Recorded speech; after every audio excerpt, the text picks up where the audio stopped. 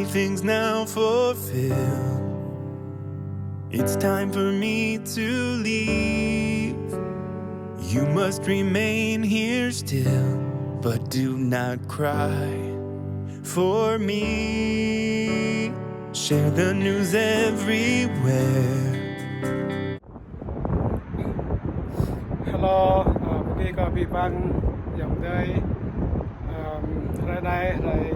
cloud là tua plan cloud thun tua bờ tua mà ra đây cầu đây bờ đòn tí bọt pun có đủ chặt mi là nên có đủ bọt tí bọt đòn tí bọt này mong nun bông mò là ngã video hôm nay hắn tự lại kèn về nó quay video bên này kèn đợt tiêu nên mình mặt này nên có năng rằng phá lại ở đây phép á mang ra Johan jalan 6 jalan 6 Yesus nyalai kau jing jalan telai sit lại nên telai hadip tak bom lai po dai mengkau ni budi na pak mau yo nan nai ko dai bai ni kan ti par kan dai po ti par ti dai te plek da dai ki bo na bai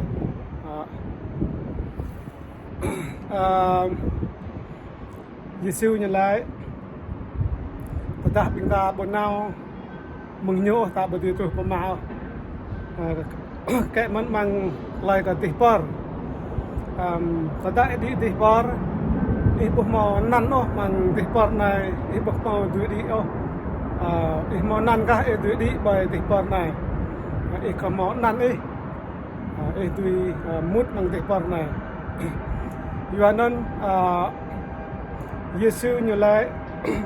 kam na penyu mau nan mak tok lai da mau lai tak lai tata chúng ta ở đây nhiều những bậc gọ chúng ta đào những cột bút của nhau ở đây cái năng ở đây càng những yêu chúng ta đó tata chúng ta mướn chúng ta đào chúng ta tham mang cái so ta vượt lại cái nhu ta chỉ mau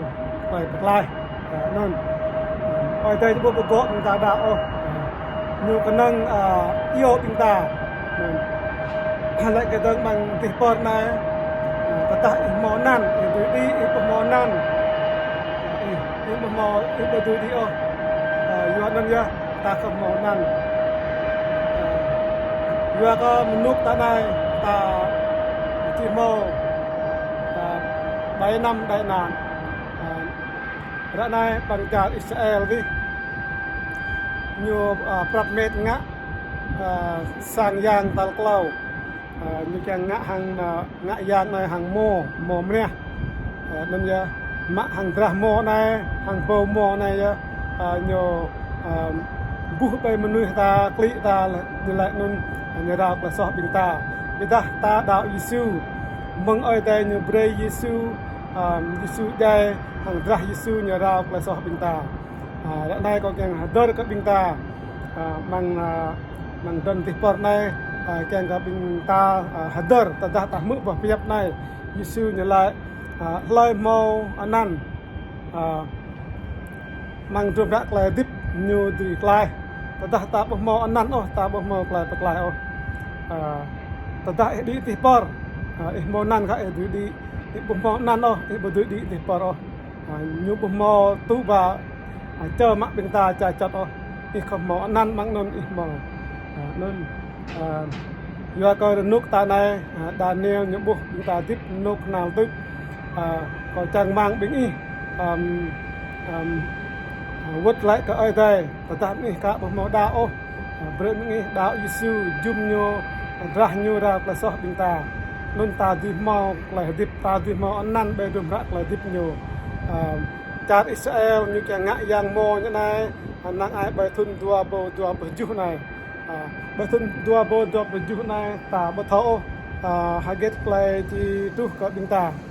yo nan ya hiam lo rồi chúng ta đua chẳng màu lại hạt tít màu lại bạc lai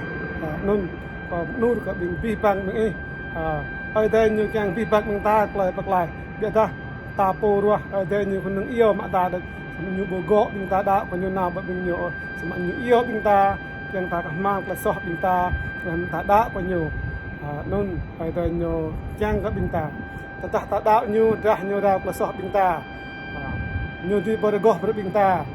bây giờ hàng drah mo nữa ra gọ là sọ chúng ta bây giờ drah Yesu ra là sọ chúng ta nên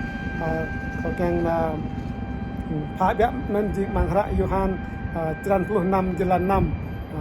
Yesu như là new jing jalan là sit là nên hadith lại po đã có nhiều ta po mo lại po thì nào po mà ta po nào mừng Yesu mình beri chúng ta cầm đạo Yesu ta thì nào bài ní Yesu như là như thế này mắc những đạo như những nại cho như chỉ nào bài ní không trung bài ní yang thu này bài chụp thân lại nạp tạp này như khác rùa để ta những bữa xuôi chúng ta ta lại bài năm đại nạn này lại cruise prong lại hill ở đây này ta chúng ta đạo của Yesu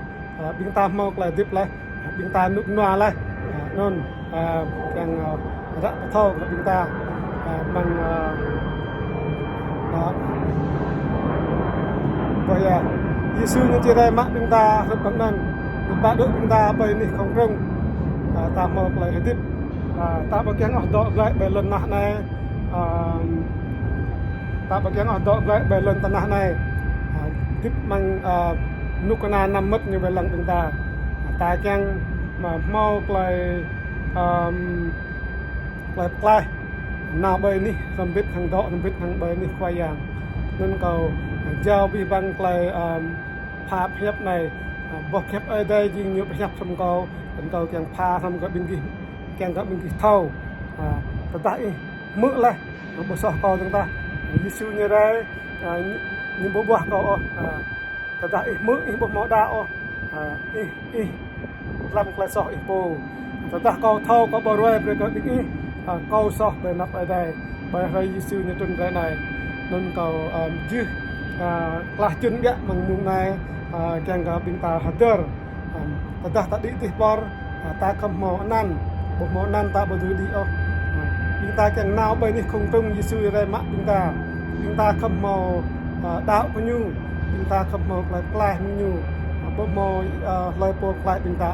kanang drah Yesu nya ra la soh binta kanang Yesu nya chi klai binta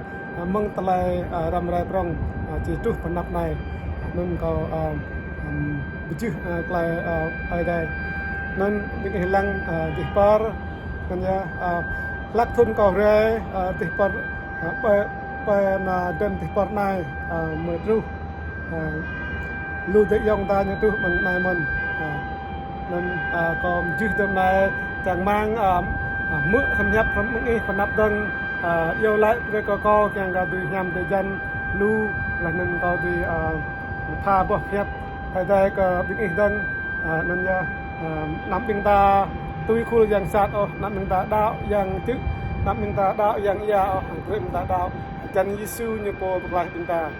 đặt ta đạo với nhau là làm lại prong bật đập này chúng ta bậc lại bậc lại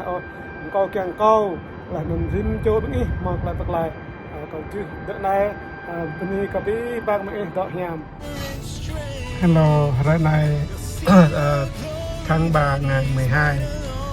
năm 2025 hôm nay là thứ tư hôm nay là thứ tư cái giọng mình nó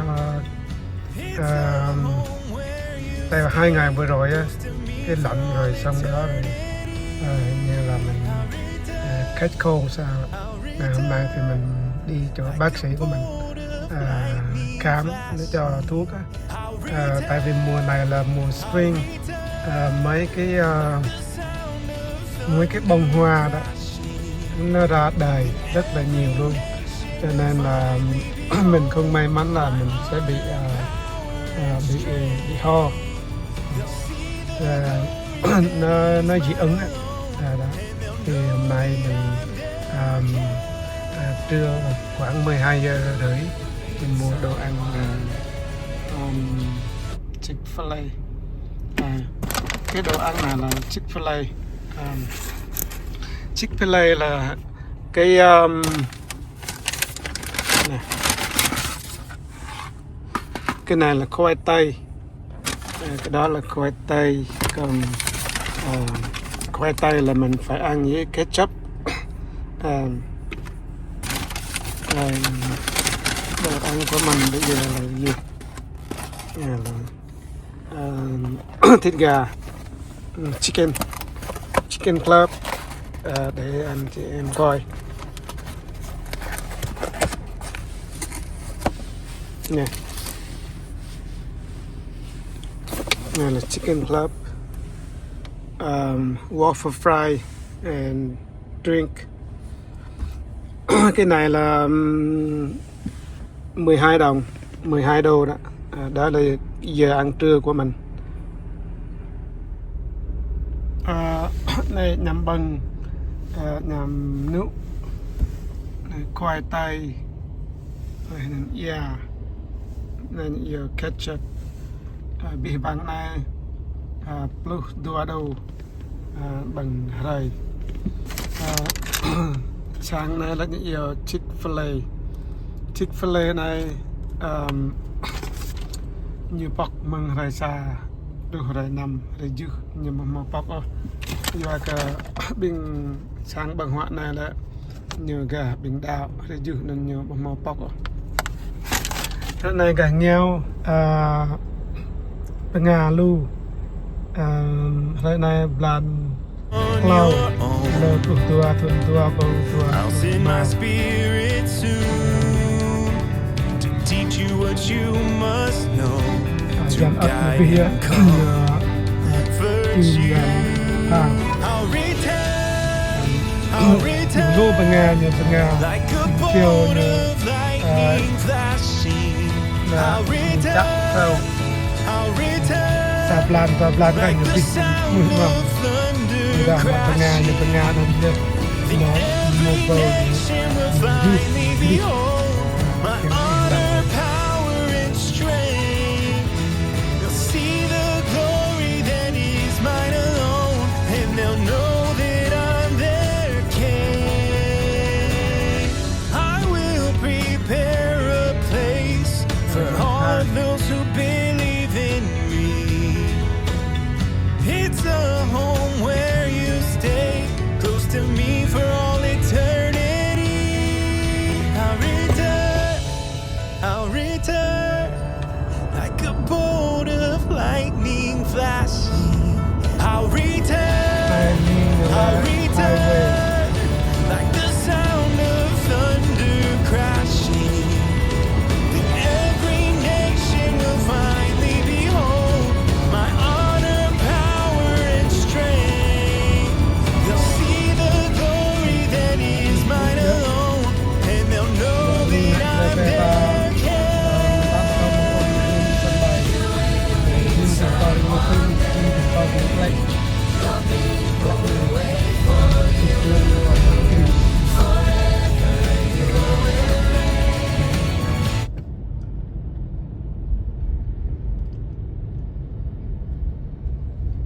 ta kênh nào bữa nay máy ta mạ thế nên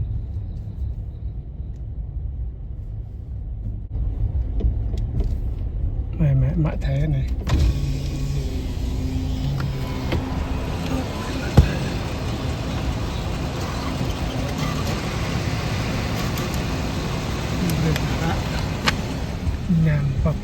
You must remain here still, but do not cry for me. Share the news everywhere. Tell the world what you've seen. You are called to declare all that you know of me. I'll return like a bolt of lightning flashing. I'll return like the sound of thunder then every nation will finally behold my honor, power, and strength. They'll see the glory that is mine alone, and they'll know that I'm there. Này nhờ lẽ lẽ này như càng nào pa lì là nuôi bài sang nên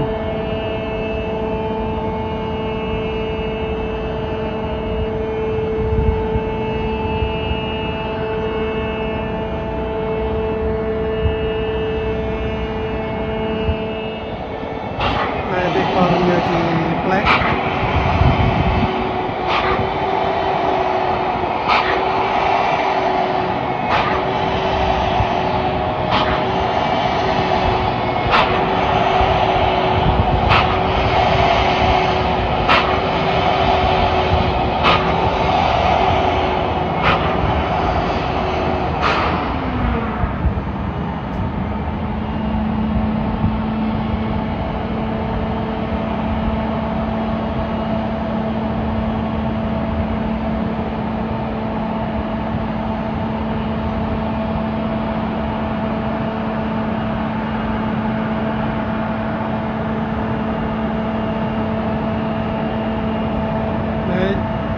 nãy giờ về tại đà lô bưng tà đốc lời tại tạm số bộ hiểm thì còn nhập lệ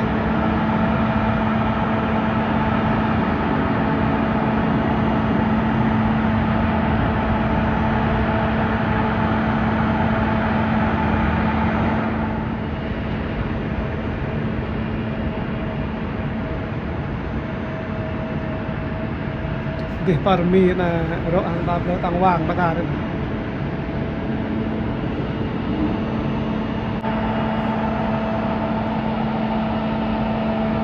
này nó đi này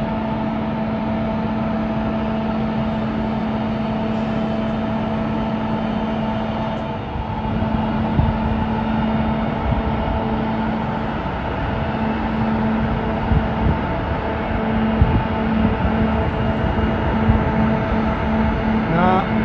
bắt lòng nghiêng lên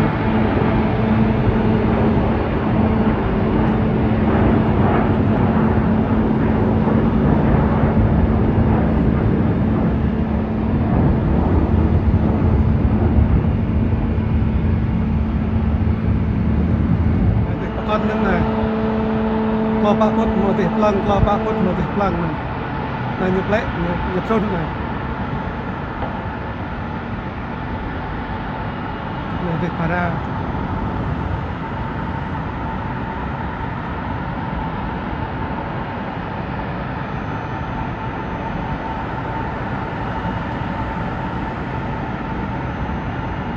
bago na dengan kok ta piah tih ta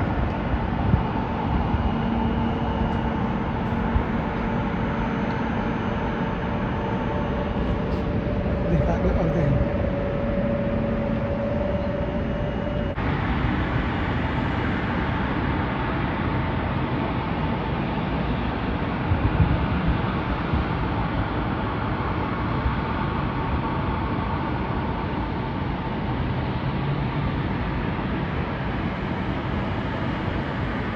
nét này đi đường ba biếc bữa lên nhiều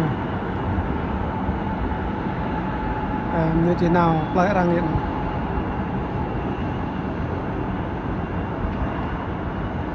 được mà nó này để nét này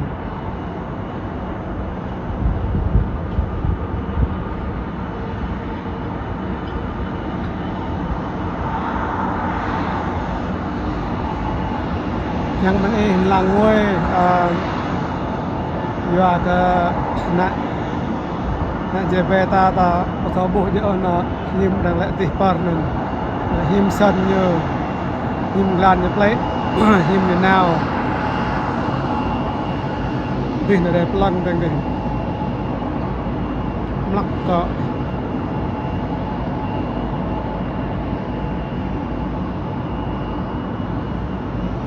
lắc đây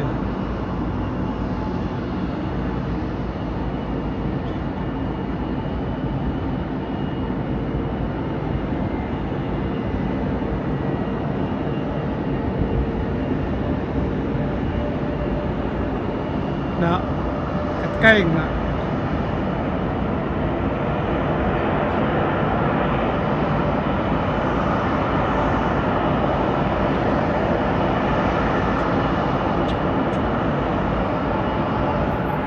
hello bị băng hiểm để dân hôm nay có rep là bên đi đằng tỉ bờ mạ rút này chẳng bên đi làng nuôi họ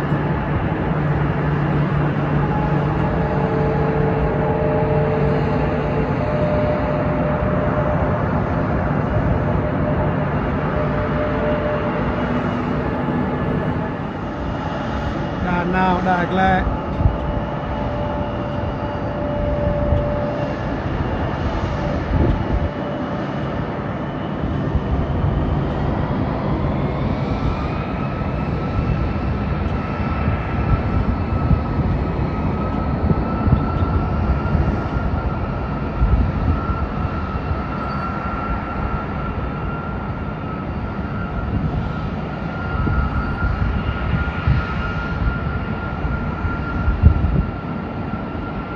bên lề bên lề nào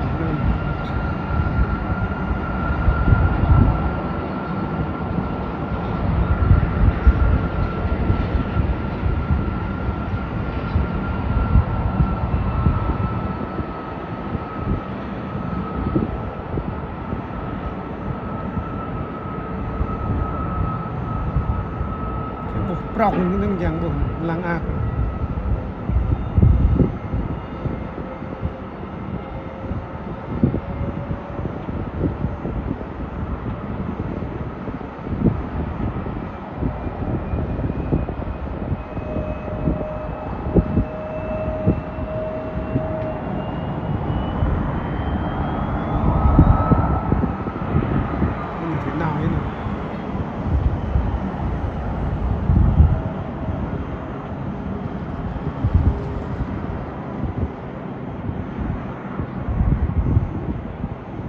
nó trong hồng rẹp lần này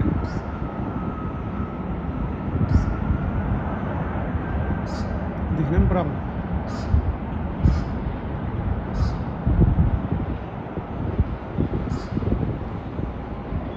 ngoài lại Việt Nam đây làng tỉ vật này nè mô bạc này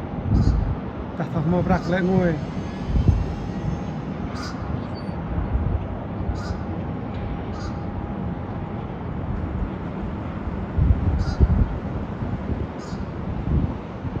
lại vậy đi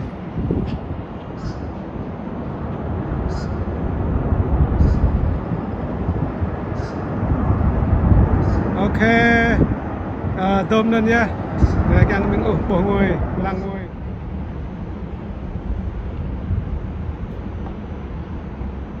kiểu sao này lời mà được to teach you what you must know, to guide and comfort you. I'll return like a bolt of lightning flashing. I'll return